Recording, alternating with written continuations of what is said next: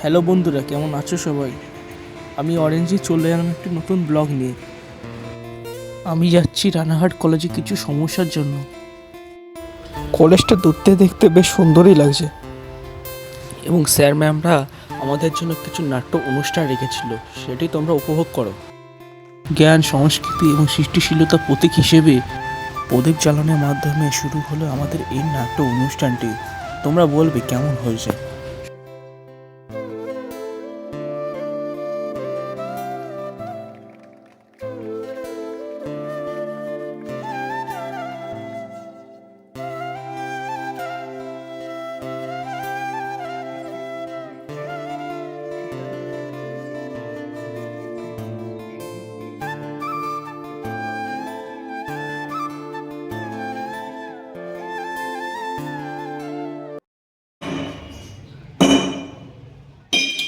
এই নাটকটি সত্যমূলক। কবির জ্ঞান বিশ্বাস মতো এটি সম্পূর্ণ সত্য।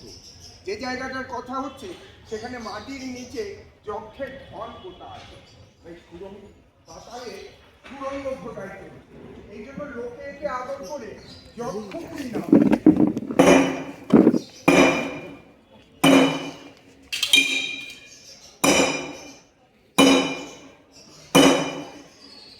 যক্ষপুরী রাজার রাজমহলের বাটির দেওয়ালে একটি জালের জানালা আছে।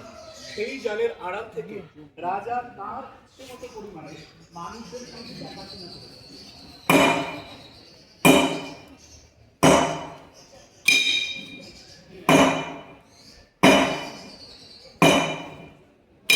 রাজ্যের যারা সর্দার তারা যোগ্য, তাদের সতর্ক ব্যবস্থা গুণে খোদাইকরদের কাজের মধ্যে ভাগ করতে পারে এবং যক্ষপুরীর নিরন্তর উন্নতি হতে পারে।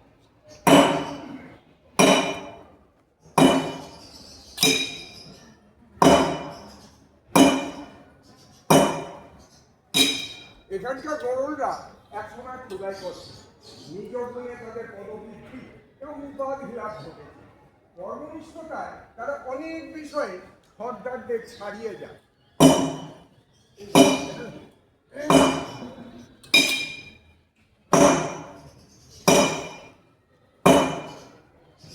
এছাড়া একজন গোসাইজি আছেন, তিনি নাম গ্রহণ করেন ভগবানের, কিন্তু অন্ন গ্রহণ করেন সর্দারের।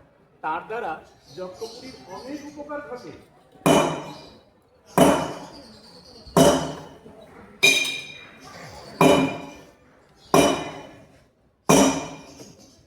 জেলেদের জালে দৈবাত মাঝে মাঝে অখাদ্য জাতের জলচর জীব আটকা পড়ে।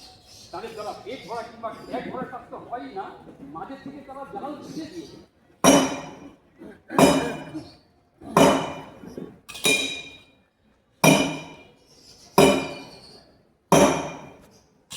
এই নাট্যের ঘটনাজালের মধ্যে নন্দিনী নামক এক কন্যা শিখতে এমনভাবে এসে পড়েছে। আলোর খুশি উঠল জেগে ধানের শীষে শিশির লেগে, আলোর খুশি উঠল জেগে ধানের শীষে শিশির লেগে। ধরার খুশি ধরে না গো, ধরার খুশি ধরে না গো, ওই যে উঠানে মরি হায় হায় হায়। পৌত্রের ডাক দিয়েছে আয় চলে আয় আয় আয়। রাজা যে বেড়ার আড়ালে থাকে সেই থেকে এই মেয়ে টিকতে দেয় না।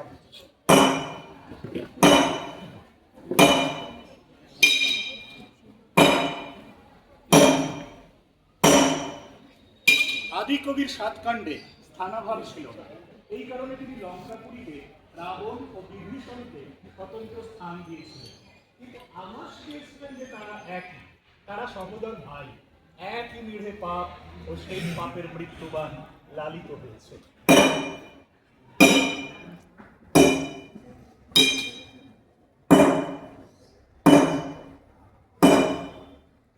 রবীন্দ্রনাথের এই সর্বায়তন নাটকে রাবণের বর্তমান প্রতিনিধিটি একদেহে রাবণ ও বিভীষণ, যে আপনাকে আপনি পরাস্ত করে। একই দেহে পাপ ও সেই পাপের মৃত্যুবান, একই দেহে পাপ ও সেই পাপের মৃত্যুবান, পাপ ও সেই পাপের মৃত্যুবান, পাপ ও সেই পাপের মৃত্যুবান। নন্দিনী, নন্দিনী, নন্দিনী।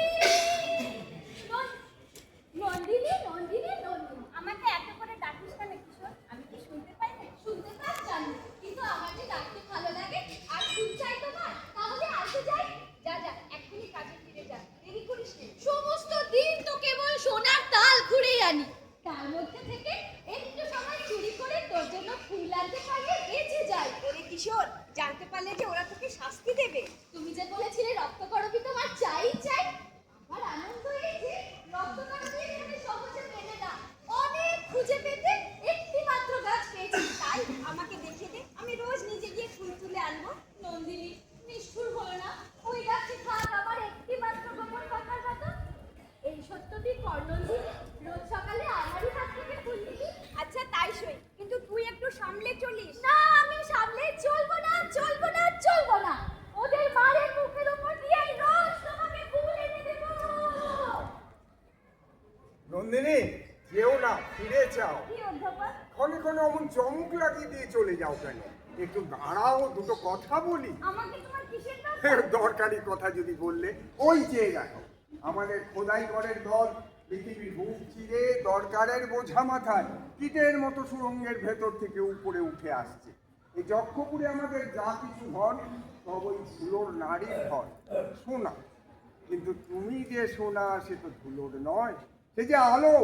দরকারের বাঁধনে তাকে কে বাঁধবে? বারে বারে একই কথা। আমাকে দেখে তোমার এত কিসের? সকালে ফুলের বনে যে আলো আসে তাতে বিস্ময় নেই, কিন্তু পাকা দেওয়ালের ফাটল দিয়ে যে আলো আসে সে আর এক কথা। যক্ষপুরে তুমি সেই আচমকা আলো। তুমি বা এখানকার কথা কি ভাবছো বলো দেখি? অবাক হয়ে দেখছি, পাতালো সুরঙ্গে খুলে তোমরা যক্ষের ধন বের করে করে আনছো। সে যে অনেক যুগের মরা ধন, পৃথিবী তাকে কবর দিয়ে রেখেছিল। আমরা যে সেই মরা ধনের সব সাধনা করি, তার পেটকে বশ করতে চাই। তারপরে আবার তোমাদের রাজাকে ওই একটা অদ্ভুত জালের দেয়ালের আড়ালে ঢাকা দিয়ে রেখেছো। সে যে মানুষ, পাশে সে খোদা ধরা পড়ে। তোমাদের সুরঙ্গের অন্ধকার ডালাটাকে খুলে ফেলে তার মধ্যে আলো ঢেলে দিতে ইচ্ছে করে, তেমনি ইচ্ছে করে ওই বিশ্রী ডালটাকে ছিঁড়ে ফেলে মানুষটাকে উদ্ধার করি। আমাদের মরা ধনের প্রেতের যেমন ভয়ঙ্কর শক্তি, আমাদের মানুষ ছাড়া রাজার তেমনি ভয়ঙ্কর প্রতাপ। এইসব তোমাদের বানিয়ে তোলা কথা। বানিয়ে তোলায় লোকের কোনো পরিচয় নেই। বানিয়ে তোলা কাপড়ে কেউ বা রাজা, কেউ বা ভিখিরি। আমি তোমাদের রাজাকে তার ঘরের মধ্যে গিয়ে দেখবো। সে তাকে জালের আড়ালে ঘরের মধ্যে ঢুকতে দেবে না। আমি জালে বাঁধা মানিনি। জানো নন্দিনী, আমিও আছি একটা জালের পেছনে। মানুষের অনেকখানি বাদ দিয়ে পণ্ডিতটুকু জেগে আছে। আমাদের রাজা যেমন ভয়ঙ্কর, আমিও তেমনি ভয়ঙ্কর পণ্ডিত। আমার সঙ্গে ঠাট্টা করছো? তোমাকে তো ভয়ঙ্কর থাকে না। একটা কথা জিজ্ঞাসা করি, না আমাকে এখানে নিয়ে এলো, রঞ্জনকে সঙ্গে আনলে না কেন? সব জিনিসকে টুকরো করে আনা এদের পথ। তাও বলি, এখানকার মরা ধনের মাঝখানে তোমার প্রাণের ধনকে কেন আনতে চাও? আমার রঞ্জনকে এখানে আনলে এদের মরা বাজারের ভেতরে প্রাণ মচে উঠবে। আমার রঞ্জনের জোর তোমাদের শঙ্খিনী নদীর মতো, সে যেমন হাসতে পারে তেমনি হাসতেও পারে। ও দেখো, তোমাকে একটা গোপন খবর দিই, আজ রঞ্জনের সঙ্গে আমার দেখা হবে। জানলে কি করে? হবে হবে, খবর এসেছে। পর্দারের চোখ এড়িয়ে কোন পথ দিয়ে খবর আসবে? যে পথে বসন্ত আসবার খবর আসে সেই পথে। রঞ্জনের কথা উঠে নন্দিনীর মুখ আর থামতে চায় না। থাকবে, আমার তো আছে বস্তুতত্ত্ববিদ্যা, তার গহ্বরের মধ্যে ঢুকে পড়িছে, আর সাহস হচ্ছে না। নন্দিনী, তোমাকে একটা কথা জিজ্ঞাসা করি, এই যক্ষপুরকে তোমার ভয় করছে না? ভয় করবে কেন? গ্রহণের সূর্যকে জন্তুরা ভয় করে, পূর্ণ সূর্যকে করে না। যক্ষপুর প্রসঙ্গ লাগাতে সোনার গর্তের রাহুতে তাকে খাবলে খেয়েছে। সে নিজে আস্ত নয়, কাউকে আস্ত রাখতে চায় না। আমি তোমাকে বলছি, তুমি এখানে থেকো না। তুমি চলে গেলে আমাদের সামনে ওই গর্তগুলো আরো হাঁ করে উঠবে। তবু বলছি, পালাও, রঞ্জনকে নিয়ে সুখে থাকো। নন্দিনী, তোমার ডান হাতে ওই যে রক্ত গরমের অঙ্কন, কেন, কি করবে তুমি? কতবার ভেবেছি, তুমি যে রক্ত গরমের আভরণ করো তার একটা কিছু মানে আছে। রক্ত আভায় একটা ভয় লাগানো রহস্য আছে, শুধু মাধুর্য নয়। আমার মধ্যে ভয়? জানি রে, রাঙা রঙে কি লিখন তুমি লিখতে এসেছো। মালতী ছিল, মল্লিকা ছিল, ছিল চামেলি, সব বাদ দিয়ে দেখুন কেন বেছে নিলে? রঞ্জন, রঞ্জন আমাকে কখনো কখনো আদর করে বলে রক্ত করবে। জানি না, আমার কেমন মনে হয় আমার রঞ্জনের ভালোবাসার রং রাঙা। সেই রং গলায় পড়েছি, বুকে পড়েছি, হাতে পড়েছি। এটা ওর একটি ফুল আমাকে দাও, ওর রঙের তত্ত্বটি বোঝবার চেষ্টা করি। এ নাও, আজ রঞ্জন আসবে, সেই আনন্দে তোমাকে ফুলটি দিলুম।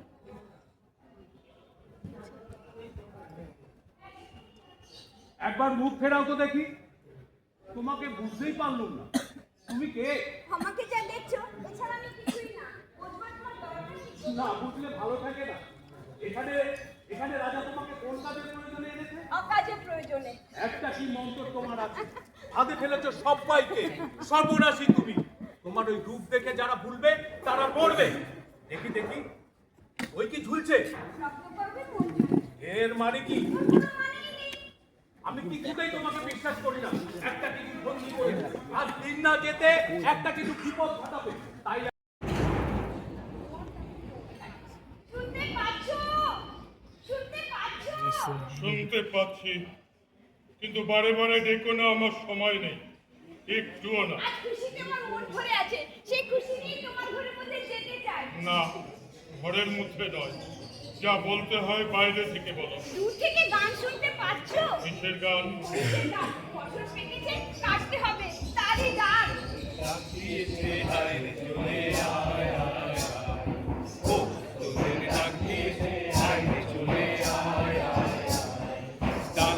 তার ভরেছে আধা ফসলে মরি, হায় হায়।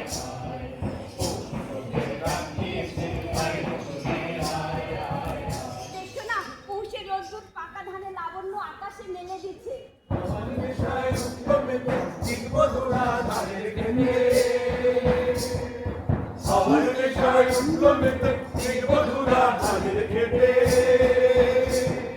রোদের সোনা ছড়িয়ে পড়, রোদের সোনা ছড়িয়ে পড়, মাটিরা চোখে হায় হায়। তুমিও বেরিয়ে এসো রাজা, তোমাকে কাছে নিয়ে যাই। মাঠের বাসে শুনে শুনে আকাশ খুশি হলো, মাঠের বাসে শুনে শুনে আকাশ খুশি হলো, ঘরেতে আজকে রবে গো, হলো হলো দুয়ার হলো হলো হলো দুয়ার হলো। আমি মাঠে যাব, কোন কাজে লাগবো? মাঠের কাজ তোমার ওই যক্ষপুরী কাজের চেয়ে অনেক সহজ। সহজ কাজটাই আমার কাছে সবচেয়ে শক্ত। যাও যাও, আর কথা কেউ না, সময় নেই। অদ্ভুত তোমার শক্তি, কি বিপুল শক্তি দিয়ে ওনা।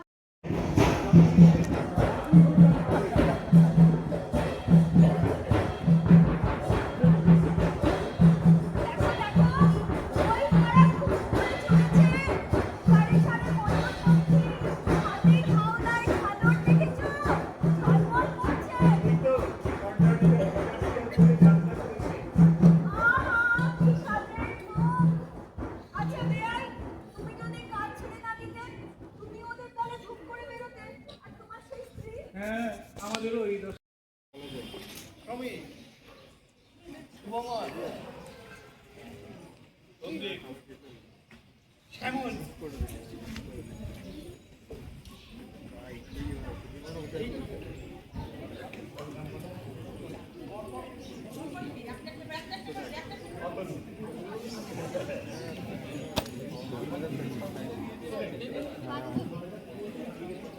কৃষ্ণেন্দু বামন বামন বামন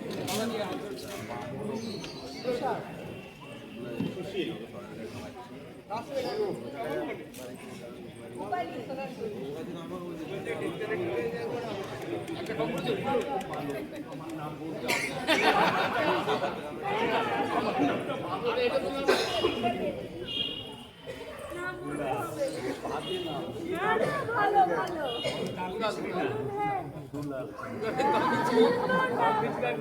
আমি এবং সৈনিক নিতে হবে কিন্তু তরফ থেকে সমগ্র পথসেনা নাট্যগোষ্ঠীকে বরণ করে নেওয়া হচ্ছে। উত্তরীয় মধ্যে দিয়ে বরণ করছেন বিভাগীয় অধ্যাপক ডক্টর সুখেন্দু বিশ্বাস।